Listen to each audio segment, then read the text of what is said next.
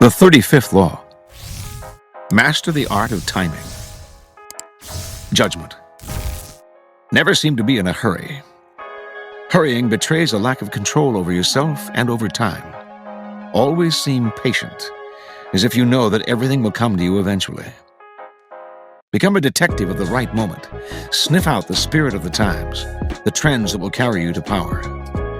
Learn to stand back when the time is not yet ripe, and to strike fiercely when it has reached fruition. Observance of the law. Starting out in life as a nondescript French seminary school teacher, Joseph Fouché wandered from town to town for most of the decade of the 1780s, teaching mathematics to young boys. Yet he never completely committed himself to the church, never took his vows as a priest. He had bigger plans. Patiently waiting for his chance, he kept his options open. And when the French Revolution broke out in 1789, Fouché waited no longer. He got rid of his cassock, grew his hair long, and became a revolutionary. For this was the spirit of the times. To miss the boat at this critical moment could have spelt disaster. Fouché did not miss the boat. Befriending the revolutionary leader Robespierre, he quickly rose in the rebel ranks. In 1792, the town of Nantes elected Fouché to be its representative to the National Convention, created that year to frame a new constitution for a French republic. When Fouché arrived in Paris to take his seat at the convention, a violent rift had broken out between the moderates and the radical Jacobins. Fouché sensed that in the long run, neither side would emerge victorious. Power rarely ends up in the hands of those who start a revolution, or even of those who further it. Power sticks to those who bring it to a conclusion. That was the side Fouché wanted to be on. His sense of timing was uncanny. He started as a moderate, for moderates were in the majority. When the time came to decide on whether or not to execute Louis XVI, however, he saw that the people were clamoring for the king's head. So he cast the deciding vote for the guillotine. Now he had become a radical. Yet as tensions came to the boil in Paris, he foresaw the danger of being too closely associated with any one faction. So he accepted a position in the provinces, where he could lie low for a while. A few months later, he was assigned to the post of proconsul in Lyon, where he oversaw the execution of dozens of aristocrats. At a certain moment, however, he called a halt to the killings, sensing that the mood of the country was turning. And despite the blood already on his hands, the citizens of Lyon hailed him as a savior from what had become known as the Terror. So far, Fouché had played his cards brilliantly. But in 1794, his old friend Robespierre recalled him to Paris to account for his actions in Lyon. Robespierre had been the driving force behind the Terror. He had sent heads on both the right and the left rolling, and Fouché, whom he no longer trusted, seemed destined to provide the next head. Over the next few weeks, a tense struggle ensued. While Robespierre railed openly against Fouché, accusing him of dangerous ambitions and calling for his arrest, the crafty Fouché worked more indirectly, quietly gaining support among those who were beginning to tire of Robespierre's dictatorial control. Fouché was playing for time. He knew that the longer he survived, the more disaffected citizens he could rally against Robespierre. He had to have broad support before he moved against the powerful leader. He rallied support among both the moderates and the Jacobins, playing on the widespread fear of Robespierre. Everyone was afraid of being the next to go to the guillotine. It all came to fruition on July 27th. The convention turned against Robespierre, shouting down his usual lengthy speech. He was quickly arrested, and a few days later it was Robespierre's head, not Fouché's, that fell into the basket. When Fouché returned to the convention after Robespierre's death, he played his most unexpected move. Having led the conspiracy against Robespierre, he was expected to sit with the moderates. But lo and behold, he once again changed sides, joining the radical Jacobins. For perhaps the first time in his life, he aligned himself with the minority. Clearly, he sensed a reaction stirring. He knew that the moderate faction that had executed Robespierre and was now about to take power would initiate a new round of the terror, this time against the radicals.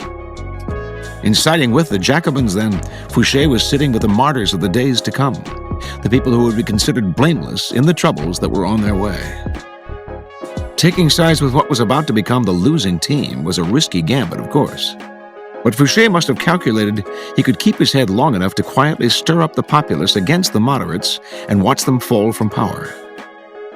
And indeed, although the moderates did call for his arrest in December of 1795 and would have sent him to the guillotine, too much time had passed.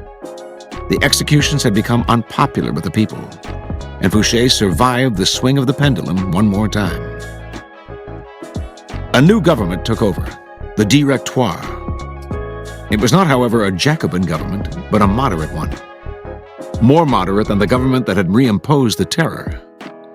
Fouché, the radical, had kept his head, but now he had to keep a low profile. He waited patiently on the sidelines for several years, allowing time to soften any bitter feelings against him. Then he approached the Directoire and convinced them he had a new passion: intelligence gathering. He became a paid spy for the government, excelled at the job, and in 1799 was rewarded by being made Minister of Police. Now he was not just empowered, but required to extend his spying to every corner of France, a responsibility that would greatly reinforce his natural ability to sniff out where the wind was blowing.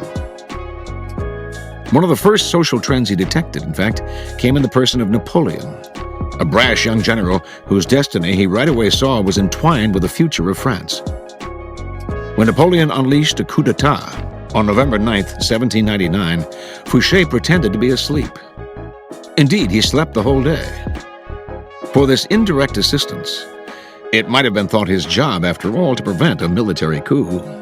Napoleon kept him on as Minister of Police in the new regime.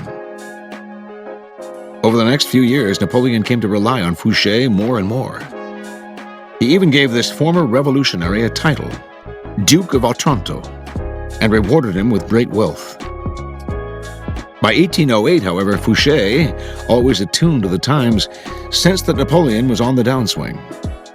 His feudal war with Spain, a country that posed no threat to France, was a sign that he was losing a sense of proportion. Never one to be caught on a sinking ship, Fouché conspired with Talleyrand to bring about Napoleon's downfall.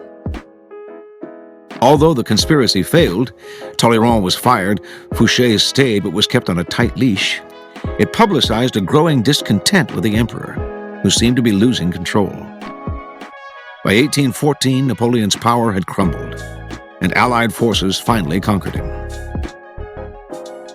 The next government was a restoration of the monarchy, in the form of King Louis XVIII, brother of Louis XVI. Fouché, his nose always sniffing the air for the next social shift, knew Louis would not last long. He had none of Napoleon's flair. Fouché once again played his waiting game, lying low, staying away from the spotlight.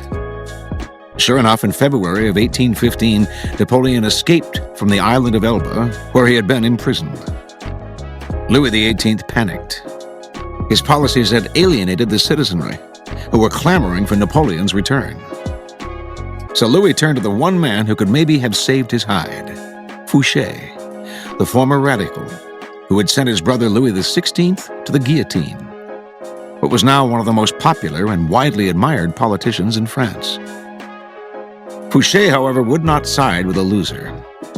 He refused Louis's request for help by pretending that his help was unnecessary, by swearing that Napoleon would never return to power, although he knew otherwise. A short time later, of course, Napoleon and his new citizen army were closing in on Paris. Seeing his reign about to collapse, feeling that Fouché had betrayed him, and certain that he did not want this powerful and able man on Napoleon's team, King Louis ordered the minister's arrest and execution. On March 16, 1815, policemen surrounded Fouché's coach on a Paris boulevard. Was this finally his end? Perhaps, but not immediately. Fouché told the police that an ex-member of government could not be arrested on the street. They fell for the story and allowed him to return home. Later that day, though, they came to his house and once again declared him under arrest. Fouché nodded. But would the officers be so kind as to allow a gentleman to wash and to change his clothes before leaving his house for the last time? They gave their permission. Fouché left the room, and the minutes went by. Fouché did not return. Finally, the policeman went into the next room, where they saw a ladder against an open window leading down to the garden below. That day and the next, the police combed Paris for Fouché, but by then Napoleon's cannons were audible in the distance, and the king and all the king's men had to flee the city. As soon as Napoleon entered Paris, Fouché came out of hiding. He had cheated the executioner once again. Napoleon greeted his former minister of police and gladly restored him to his old post. During the 100 days that Napoleon remained in power until Waterloo, it was essentially Fouché who governed France. After Napoleon fell, Louis XVIII returned to the throne, and, like a cat with 9 lives, Fouché stayed on to serve in yet another government. By then, his power and influence had grown so great that not even the king dared challenge him. Interpretation. In a period of unprecedented turmoil, Joseph Fouché thrived through his mastery of the art of timing. He teaches us a number of key lessons. First, it is critical to recognize the spirit of the times. Fouché always looked 2 steps ahead, found the wave that would carry him to power, and rode it. You must always work with the times, anticipate twists and turns, and never miss the boat. Sometimes the spirit of the times is obscure. Recognize it not by what is loudest and most obvious in it, but by what lies hidden and dormant. Look forward to the Napoleons of the future, rather than holding on to the ruins of the past. Second, recognizing the prevailing winds does not necessarily mean running with them. Any potent social movement creates a powerful reaction, and it is wise to anticipate what that reaction will be, as Fouché did after the execution of Robespierre. Rather than ride the cresting wave of the moment, wait for the tide's ebb to carry you back to power. Upon occasion, bet on the reaction that is brewing, and place yourself in the vanguard of it. Finally, Fouché had remarkable patience. Without patience as your sword and shield, your timing will fail, and you will inevitably find yourself a loser. When the times were against Fouché, he didn't struggle, get emotional, or strike out rashly. He kept his cool and maintained a low profile, patiently building support among the citizenry, a bulwark in his next rise to power. Whenever he found himself in the weaker position, he played for time, which he knew would always be his ally if he was patient. Recognize the moment, then, to hide in the grass or slither under a rock, as well as the moment to bare your fangs and attack.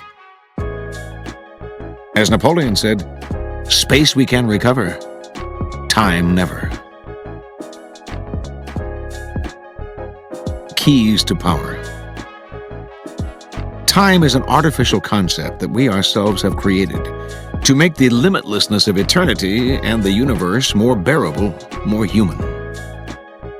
Since we have constructed this concept of time, we are also able to mold it to some degree, to play tricks with it. The time of a child is long and slow, with vast expanses. The time of an adult whizzes by frighteningly fast. Time then depends on perception, which we know can be willfully altered. This is the first thing to understand in mastering the art of timing. If the inner turmoil caused by our emotions tends to make time move faster, it follows that once we control our emotional responses to events, time will move much more slowly.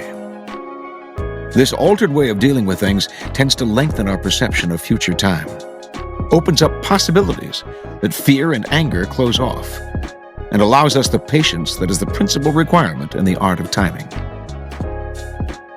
There are 3 kinds of time for us to deal with. Each presents problems that can be solved with skill and practice. First, there is long time, the drawn-out, years-long kind of time that must be managed with patience and gentle guidance. Our handling of long time should be mostly defensive. This is the art of not reacting impulsively, of waiting for opportunity. Next, there is forced time, the short-term time that we can manipulate as an offensive weapon, upsetting the timing of our opponents. Finally, there is end time, when a plan must be executed with speed and force. We have waited, found the moment, and must not hesitate. Long time. The famous 17th century Ming painter Cho Yong relates a story that altered his behavior forever. Late one winter afternoon, he set out to visit a town that lay across the river from his own town. He was bringing some important books and papers with him, and had commissioned a young boy to help him carry them. As the ferry neared the other side of the river, Cho Yong asked the boatman if they would have time to get to the town before its gates closed, since it was a mile away and night was approaching. The boatman glanced at the boy and at the bundle of loosely tied papers and books. "Yes," he replied, "if you do not walk too fast." As they started out, however, the sun was setting. Afraid of being locked out of the town at night, prey to local bandits, Cho and the boy walked faster and faster, finally breaking into a run. Suddenly, the string around the papers broke and the documents scattered on the ground. It took them many minutes to put the packet together again, and by the time they had reached the city gates, it was too late. When you force the pace out of fear and impatience, you create a nest of problems that require fixing, and you end up taking much longer than if you had taken your time. Hurriers may occasionally get there quicker, but papers fly everywhere, new dangers arise, and they find themselves in constant crisis mode, fixing the problems that they themselves have created. Sometimes not acting in the face of danger is your best move. You wait. You deliberately slow down. As time passes, it will eventually present opportunities you had not imagined. Waiting involves controlling not only your own emotions, but those of your colleagues, who, mistaking action for power, may try to push you into making rash moves. In your rivals, on the other hand, you can encourage this same mistake. If you let them rush headlong into trouble while you stand back and wait, you will soon find right moments to intervene and pick up the pieces. This wise policy was the principal strategy of the great early 17th century emperor Tokugawa Ieyasu of Japan. When his predecessor, the headstrong Hideyoshi, whom he served as a general, staged a rash invasion of Korea, Ieyasu did not involve himself. He knew the invasion would be a disaster and would lead to Hideyoshi's downfall. Better to stand patiently on the sidelines, even for many years, and then be in a position to seize power when the time is right. Exactly what Ieyasu did, with great artistry. You do not deliberately slow time down to live longer or to take more pleasure in the moment, but the better to play the game of power. First, when your mind is uncluttered by constant emergencies, you will see further into the future. Second, you will be able to resist the baits that people dangle in front of you, and will keep yourself from becoming another impatient sucker. Third, you will have more room to be flexible. Opportunities will inevitably arise that you had not expected, and would have missed had you forced the pace. Fourth, you will not be able to move from one deal to the next without completing the first one. To build your power's foundation can take years. Make sure that foundation is secure. Do not be a flash in the pan. Success that is built up slowly and surely is the only kind that lasts. Finally, slowing down time will give you a perspective on the times you live in, letting you take a certain distance and putting you in a less emotionally charged position to see the shapes of things to come. Hurriers will often mistake surface phenomena for a real trend, seeing only what they want to see. How much better to see what is really happening, even if it is unpleasant or makes your task harder. Forced time. The trick in forcing time is to upset the timing of others, to make them hurry, to make them wait, to make them abandon their own pace, to distort their perception of time. By upsetting the timing of your opponent while you stay patient, you open up time for yourself, which is half the game. In 1473, the great Turkish Sultan Mehmet the Conqueror invited negotiations with Hungary to end the off-and-on war the two countries had waged for years. When the Hungarian emissary arrived in Turkey to start the talks, Turkish officials humbly apologized. Mehmet had just left Istanbul, the capital, to battle his longtime foe, Uzun Hasan. But he urgently wanted peace with Hungary, and had asked that the emissary join him at the front. When the emissary arrived at the site of the fighting, Mehmet had already left it, moving eastward in pursuit of his swift foe. This happened several times. Wherever the emissary stopped, the Turks lavished gifts and banquets on him, in pleasurable but time-consuming ceremonies. Finally, Mehmet defeated Uzun and met with the emissary. Yet his terms for peace with Hungary were excessively harsh. After a few days, the negotiations ended, and the usual stalemate remained in place. But this was fine with Mehmet. In fact, he had planned it that way all along. Plotting his campaign against Uzun, he had seen that diverting his armies to the east would leave his western flank vulnerable. To prevent Hungary from taking advantage of his weakness and his preoccupation elsewhere, he first dangled the lure of peace before his enemy, then made him wait, all on his own terms. Making people wait is a powerful way of forcing time, as long as they don't figure out what you're up to. You control the clock, they linger in limbo, and rapidly come unglued, opening up opportunities for you to strike. The opposite effect is equally powerful. You make your opponents hurry. Start off your dealings with them slowly, then suddenly apply pressure, making them feel that everything is happening at once. People who lack the time to think will make mistakes, so set their deadlines for them. This was the technique Machiavelli admired in Cesare Borgia, who, during negotiations, would suddenly press vehemently for a decision, upsetting his opponent's timing and patience. For who would dare make Cesare wait? Joseph Duveen, the famous art dealer, knew that if he gave an indecisive buyer like John D. Rockefeller a deadline, the painting had to leave the country. Another tycoon was interested in it. The client would buy just in time. Freud noticed that patients who had spent years in psychoanalysis without improvement would miraculously recover just in time if he fixed a definite date for the end of the therapy. Jacques Lacan, the famous French psychoanalyst, used a variation on this tactic. He would sometimes end the customary hour session of therapy after only 10 minutes, without warning. After this happened several times, the patient would realize that he had better make maximum use of the time, rather than wasting much of the hour with a lot of talk that meant nothing. The deadline, then, is a powerful tool. Close off the vistas of indecision and force people to make up their damn minds or get to the point. Never let them make you play on their excruciating terms. Never give them time. Magicians and showmen are experts in forcing time.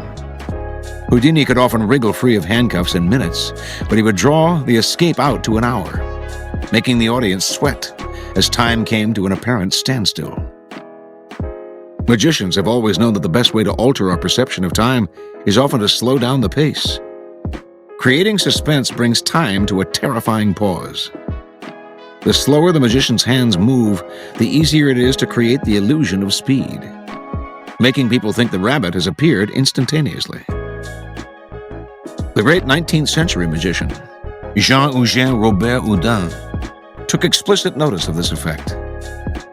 The more slowly a story is told, he said, the shorter it seems. Going slower also makes what you are doing more interesting. The audience yields to your pace, becomes entranced. It is a state in which time whizzes delightfully by. You must practice such illusions, which share in the hypnotist's power to alter perceptions of time. End time. You can play the game with the utmost artistry, waiting patiently for the right moment to act, putting your competitors off their form by messing with their timing. But it won't mean a thing unless you know how to finish. Do not be one of those people who look like paragons of patience, but are actually just afraid to bring things to a close. Patience is worthless unless combined with a willingness to fall ruthlessly on your opponent at the right moment. You can wait as long as necessary for the conclusion to come, but when it comes, it must come quickly. Use speed to paralyze your opponent, cover up any mistakes you might make, and impress people with your aura of authority and finality. With the patience of a snake charmer, You draw the snake out with calm and steady rhythms. Once the snake is out, though, would you dangle your foot above its deadly head? There is never a good reason to allow the slightest hitch in your endgame. Your mastery of timing can really only be judged by how you work with end time, how you quickly change the pace and bring things to a swift and definitive conclusion. Reversal. There is no power to be gained in letting go of the reins and adapting to whatever time brings. To some degree, you must guide time, or you will be its merciless victim. There is accordingly no reversal to this law. Here are some further reflections on this law. From the Life of Sertorius by Plutarch. Sertorius' lesson. Sertorius' strength was now rapidly increasing, for all the tribes between the Ebro and the Pyrenees came over to his side, and troops came flocking daily to join him from every quarter. At the same time, he was troubled by the lack of discipline and the overconfidence of these newly arrived barbarians who had shouted him to attack the enemy and had no patience with his delaying tactics. And he therefore tried to win them over by argument. But when he saw that they were discontented and persisted in pressing their demands regardless of the circumstances, he let them have their way and allowed them to engage the enemy. He hoped that they would suffer a severe defeat without being completely crushed, and that this would make them better disposed to obey his orders in future. The event turned out as he expected, and Sertorius came to their rescue, provided a rallying point for their fugitives, and led them safely back to his camp. His next step was to revive their dejected spirits, and so a few days later he summoned a general assembly. Before it, he produced 2 horses, one of them old and enfeebled, the other large and lusty, and possessing a flowing tail, which was remarkable for the thickness and beauty of its hair. By the side of the weak horse stood a tall, strong man, and by the side of the powerful horse, a short man of mean physique. At a signal, the strong man seized the tail of his horse and tried with all his strength to pull it towards him, as if to tear it off, while the weak man began to pull the hairs one by one from the tail of the strong horse. The strong man, after tugging with all his might to no purpose and causing the spectators a great deal of amusement in the process, finally gave up the attempt, while the weak man quickly and with very little trouble stripped his horse's tail completely bare. Then Sertorius rose to his feet and said, "Now you can see, my friends and allies, that perseverance is more effective than brute strength, and that there are many difficulties that cannot be overcome if you try to do everything at once, but which will yield if you master them little by little. The truth is that a steady, continuous effort is irresistible, for this is the way in which time captures and subdues the greatest powers on earth. Now, time, you should remember, is a good friend and ally to those who use their intelligence to choose the right moment, but a most dangerous enemy to those who rush into action at the wrong one."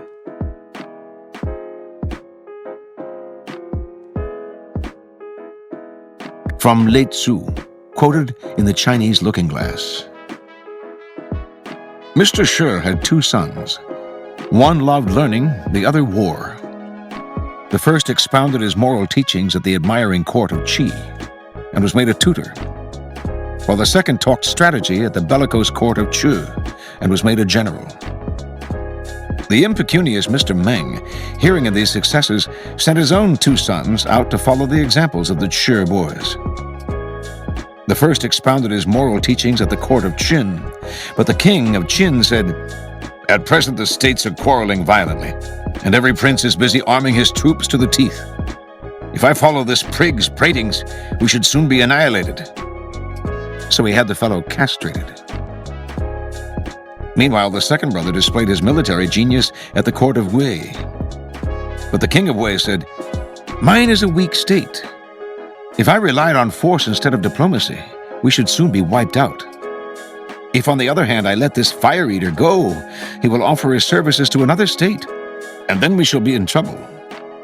So he had the fellow's feet cut off. Both families did exactly the same thing, but one timed it right, the other wrong. Thus, success depends not on ratiocination, but on rhythm.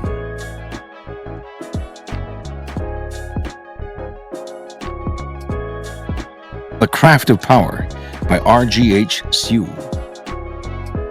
The Sultan of Persia had sentenced 2 men to death.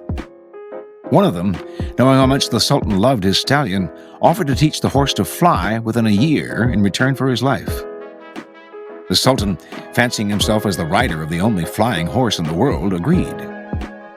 The other prisoner looked at his friend in disbelief. "You know horses don't fly. What made you come up with a crazy idea like that? You're only postponing the inevitable." "Not so," said the first prisoner. "I have actually given myself 4 chances for freedom. First, the Sultan might die during the year. Second, I might die. Third, the horse might die. And fourth, I might teach the horse to fly." From Fables by Robert Dodsley. The Trout and the Gudgeon. A fisherman in the month of May stood angling on the bank of the Thames with an artificial fly. He threw his bait with so much art that a young trout was rushing toward it, when she was prevented by her mother. "Never," said she, "my child, be too precipitate, where there is a possibility of danger. Take due time to consider before you risk an action that may be fatal. How know you whether yon appearance be indeed a fly or the snare of an enemy? Let someone else make the experiment before you. If it be a fly, he will very probably elude the first attack, and the second may be made, if not with success, at least with safety." She had no sooner spoken than a gudgeon seized the pretended fly and became an example to the giddy daughter of the importance of her mother's counsel.